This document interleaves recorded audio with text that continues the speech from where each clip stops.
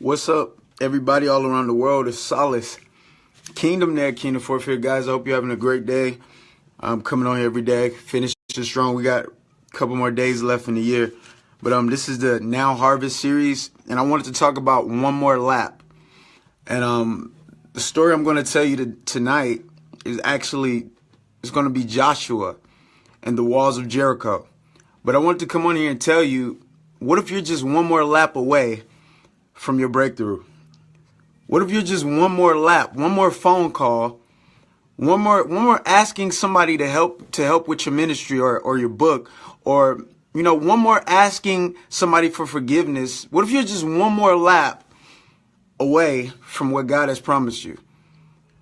And because things look tough, it may look silent, but God is actually preparing a blessing in that silence, in that preparation, and where he's preparing you and where he's taking you.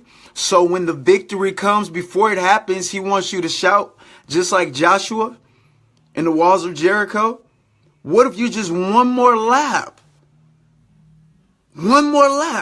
from your breakthrough? So I want to come on here and inspire you and encourage you not to give up, to keep going. Just because things are silent, just because things look, he didn't say walk by sight. He said walk by faith. And that's what Joshua and them did. They walked by faith. He walked by faith, not by sight. While they were walking around the walls, it didn't look like the wall was going to fall. And in your life, you may be walking in circle. You may be doing what the Lord told you to do. Getting up, going to work, whatever, working your business, working on your ads, whatever it is, marketing, whatever God told you to do, your book, your ministry. You may be doing it, the same thing every day. And you're like, God, I don't see no progress. I'm just doing it. I'm doing the same thing every day. I'm doing what you told me to do. But I want to come on here to tell you, just because you don't see anything, that doesn't mean God isn't doing anything. Just because you don't see any results right now does not mean God doesn't have a whole bunch of results for you. And I want to give you this encouragement to tell you, do not give up. Keep walking. Keep going. Take one more lap. Do it again. Something my grandma told me. She said, keep on keeping on. And what that means is take one more lap. And if that doesn't make it happen, if nothing happens after that, guess what? Take another lap. And if nothing happens after that, do it again and do it again and do it again and do it again. Keep going. That's the whole thing. That's why people fell. They fell because they give up. And the Lord said, if you give up, right, you won't reap a harvest. You won't reap a harvest. All right, those who sow in tears will reap in joy. So I want to read Joshua chapter 6. All right, starting at verse 1. It says, now Jericho, a fortified city with high walls, was tightly closed because of the people's fear of the sons of Israel. No one went out or came in. The Lord said to Joshua, see. He told him to see first. See. God has always wants you to visualize yourself accomplishing what he's about to tell you. He says, see, I have given Jericho into your hand. He wants you to see the victory in your hands. He wants you to see whatever he's promised you actually in your hands right now before it happens. Because when you can see something, you can accomplish it. And he said, see, I have given Jericho into your hand with its king and the mighty warriors. So he's telling Joshua to see, you've defeated these guys. And he's showing them a big picture. He's saying, see that Jericho is in your hands. And he says, with the king, because what people fear? People fear the king and the mighty warriors. Right? The average person, they don't think they can have the victory. And God is saying, stop looking at just because they got bigger titles than you or whatever, it doesn't mean I can't use you too. And he's saying, see, I have given Jericho into your hand with his king and the mighty warriors. Now you shall march around the city, all the men of war circling the city once. You shall do this once each day for 6 days. See, God gave them specific instructions. Also, 7 priests shall carry 7 trumpets made of ram's horns ahead of the ark. Then on the 7th day, you shall march around the city 7 times. God gave him clear instructions. And the priests shall blow the trumpets. When they make a long blast with the ram's horn, and when you hear the sound of the trumpet, all the people shall cry out with a great shout. All right, battle cry, and the wall of the city will fall down in its place. And the people shall go up, each man going straight ahead, climbing over the rubble. So Joshua, the son of Nun, called for the priests and said to them, take up the ark of the covenant and have 7 priests carry 7 trumpets. He told them exactly what God told him to do. He said, and have 7 priests carry 7 trumpets made of ram's horns ahead of the ark of the Lord. He said to the people, go forward. Go forward. That's what I want to give you today. I want you to go forward. Take one more lap. Keep going. That's why I do these videos every day. I'm not worried about any views or anything. I'm doing what the Lord told me. I know the victory is huge for the obedience. All right. And it says, go forward, march around the city, and let the armed men go ahead of the ark of the Lord. And it was so that when Joshua had spoken to the people, the 7 priests carrying the 7 trumpets made of rams' horns went on before the Lord and blew the trumpets. Then the ark of the covenant of the Lord went behind them. The armed men went in front of the priests who blew the trumpets, and the rear guard came after the ark, while the priests continued to blow the trumpets. But Joshua commanded the people, you shall not shout the battle cry, nor let your voice be heard, nor let a word come out of your mouth until the day I tell you to shout. So guys, things in your life may be silent, but that does not mean God isn't working. Just because things doesn't look like they're working, that doesn't mean he's not working. And then it says, then you shall shout. So Joshua had the ark of the Lord taken around the city on the first day, circling it once. Then they came back into the camp and spent the night in the camp. Then Joshua got up early in the morning on the 2nd day, and the priests took up the ark of the Lord. The 7 priests carrying the 7 trumpets made of ram's horns ahead of the ark of the Lord went on continually, blowing the trumpets, and the armed men went ahead of them, and the rear guard came after the ark of the Lord. While the priests continued to blow the trumpets, on the 2nd day, they marched around the city once and returned to the camp. They did this for 6 days, right? They marched around for 6 days. Then on the 7th day, they got up early at daybreak and marched around the city in the same way 7 times. Only on that day, they marched around the city 7 times. All right, only on that day. And the 7th time, when the priests had blown the trumpets, Joshua said to the people, shout, for the Lord has given you the city. All right, shout, for the Lord has given you what he promised. Shout, for the Lord has given you what he promised. Guys, this victory that the Lord has given us is so loud. Everybody that's around you, even people that's not around you, are about to hear about what the Lord is doing. The people that's talked about you, the people that's tried to pray against you, we renounce every wrong prayer spoken against you, your business, in the name of Jesus. A loud shout, a loud noise is happening right now. And it says shout, right? God is speaking to you right now, Joshua. Shout, for the Lord has given you the city. All right. Don't shout after it falls. He says shout before it falls. They shouted before the city fell, before the walls fell. They shouted after obeying God. The city and everything that is in it shall be under the ban that is designated to be destroyed as a form of tribute to the Lord. Only Rahab, the prostitute, and all the people who are with her in her house shall be allowed to live, because she hid and protected the messengers, scouts, right, whom we sent. She helped them, right? But as for you, keep yourselves away from the things under the ban, which are to be destroyed, so that you do not covet them and take some of the things under the ban for personal gain. And put the camp of Israel under the ban doomed to destruction, and bring disaster upon it. All the silver and gold and articles of bronze and iron are wholly consecrated to the Lord.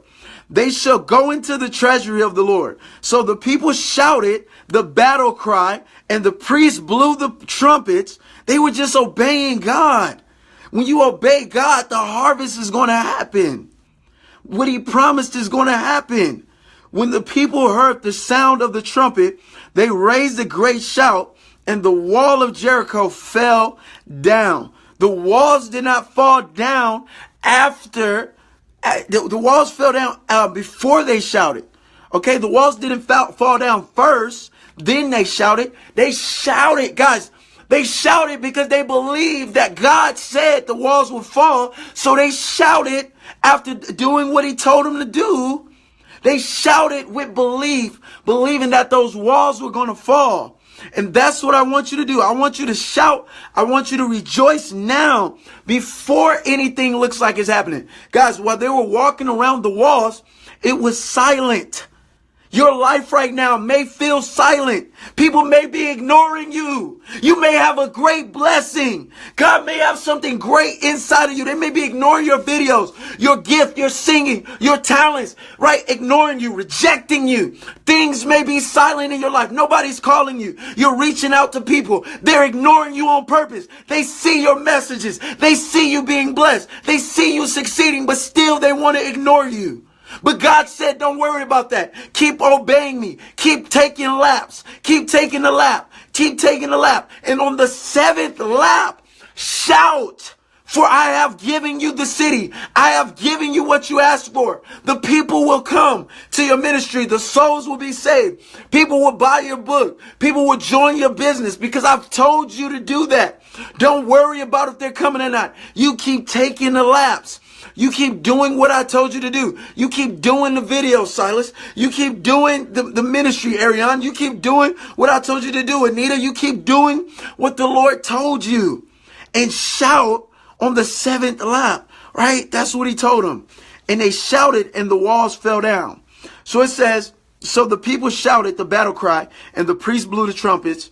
When the people heard the sound of the trumpet, they raised it says they raised a great shout, not a baby shout, a great shout. So if I yell on this video, don't get mad at me, okay? Because he said they released.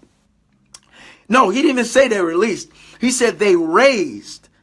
They raised. So out of their belly, they gave all when you raise a shout, that means they forced themselves to shout.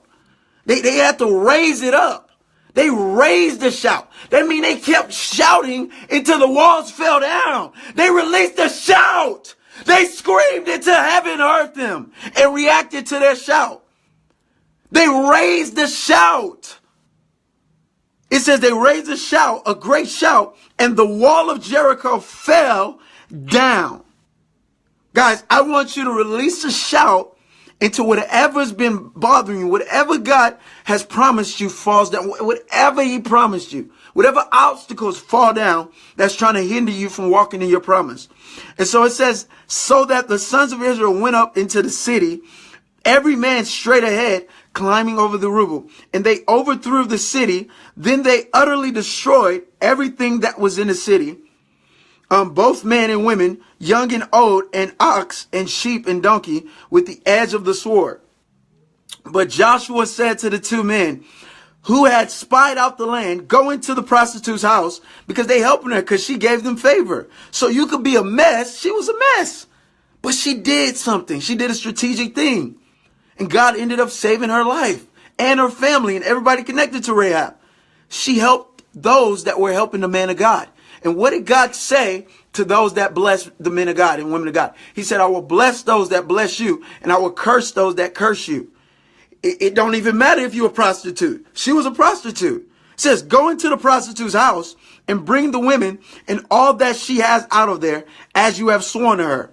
So the young men, the spies, went in and brought out Rahab and her father and her mother and her brothers and everything that she had. They also brought out all her relatives and allowed them to stay outside the camp of Israel at Gilgal during the time required for ceremonial cleansing. Then they completely burnt the city and everything that was in it. Okay? They put only the silver and the gold and the articles of bronze of iron into the treasury of the house, tabernacle of the Lord. So Joshua spared Rahab, the prostitute, with her father's household and everything that she had, and she has lived among Israel to this day, because she hid the messengers, scouts, whom Joshua sent to spy out Jericho. So she helped Joshua, and by helping Joshua, she saved her life. Right? Her life got saved, and all her relatives, her family. Then Joshua made them take an oath at the time, saying, "Cursed before the Lord is the man who rises up and rebuilds this city, Jericho. All right. With the loss of his firstborn, he shall lay its foundation, and with the loss of his youngest son, he shall set up his gates." So the Lord was with Joshua, and his fame was in all the land. So guys, that's Joshua chapter 6, verse 1, all the way to 27. I want you to meditate on that. And I want you to see how God helped Joshua to conquer that city. I mean, to conquer that place, right? And how the walls fell. The walls did not fall just by them walking. Okay? It fell because they obeyed God all the way. He did exactly what God told him to do. And he told them, on the 6 laps, don't say anything. While you're doing what God's telling you to do, just be quiet. On the 7th lap, you're going to know when it's time to shout. He's going to tell you, shout. You're going to feel it. Right now, I believe it's time to shout. I believe you've been walking around. You've been doing the same thing over and over again. You've been taking the same laps. You got people talking about you. You got people looking at you like they just walking around. You're just doing the same thing over and over again. You're not seeing no results. But God is saying it's time to shout. It's time to release a shout. And guys, you're not just shouting for any reason. You have results. You're about to get the biggest results that you've ever had in your life. God is about to give you results. So while you're preaching this gospel, while you're talking about how good God is, people are going to respect your voice. Because people listen to people that have results. And especially people that have money. That's when the world listens. That's all they care about. So God's about to give you results in your business, in your ministry, in your book, in your finances. So these heathen, I said it, so they will listen. I used to be one, right? I used to be walking around doing whatever I wanted. So they will listen to you. He's about to put weight on your voice. So these heathen, I said it again, will listen to you. So they will pay attention. He's about to give you results for a purpose. So while you're talking about God, they're going to pay attention. They're going to see his glory. They're not just going to hear about it. They're going to see it, and they're going to seek you. They're going to seek after your wisdom God put in your heart, just like they did for Solomon. They're going to seek after you and your company and your business and your ministry and your ideas and your instructions and your digital products or whatever. I'm just putting examples out there. So guys, I want you to shout right now, and I'm about to get off here. I'm leaving it with this shout. I want you to shout. I'm about to shout. So if you're watching, I'm about to shout. I want you to shout. And I want you to raise up a shout. Okay? The difference between shouting and raising up a shout. Here's the difference between shouting regularly and raising up a shout. Here's shouting regularly. Yeah, yeah. But here's the difference between raising up a shout and just shouting. When you're just shouting, you're trying to be calm, you're relaxed. You're just, yeah, you're just shouting, right? You're keeping a calm, relaxed pace. You're trying to manage how your voice sounds. But when you raise up a shout, you don't care how you look. You don't care what it looks like. You, in your mind, you're seeing whatever God has promised you happen. You're seeing the walls of Jericho falling down. You're seeing your enemies' prayers being stopped. You're seeing God rebuking the devil for your sake. See, you raising up a shout. As you start shouting, you're starting to see your success happening. And as you see your success happening in your mind, the more you begin to yell even louder. Okay? That's the difference between raising up a shout and just shouting regularly. When you start raising up a shout, you're actually breaking down walls. You're actually accomplishing things. It's not just a random shout. You're actually seeing God's will happen. He says, see, Joshua. He says, see, I've given you this. See, I've given you this. See this. He says, see, I have given Jericho into your hands. When you shout, I don't want you to just shout.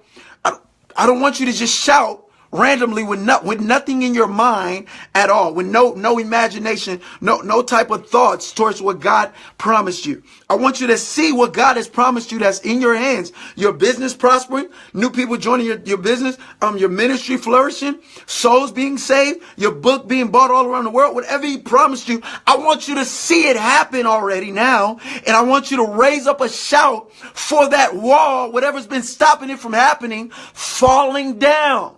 Just like the walls of Jericho, I want you to see it fall down massively. And as you begin to picture this while you're shouting, your shout is going to be loud, and then it's going to get louder, and it's going to get louder, and it's going to get louder, because your picture in your mind of the thing promised, of God, what God promised, is going to get clearer. And you're going to start beginning to hear that mountain fall. You're going to see that mountain crumble. You're going to see those enemies that's trying to come against you be destroyed. You're going to see their prayers be hindered and stopped and canceled. You're going to see those witches that's trying to stop you. You're going to see their powers be canceled. Whatever it is the Lord has promised you, you're going to see the blood of Jesus covering you, your ministry, your business.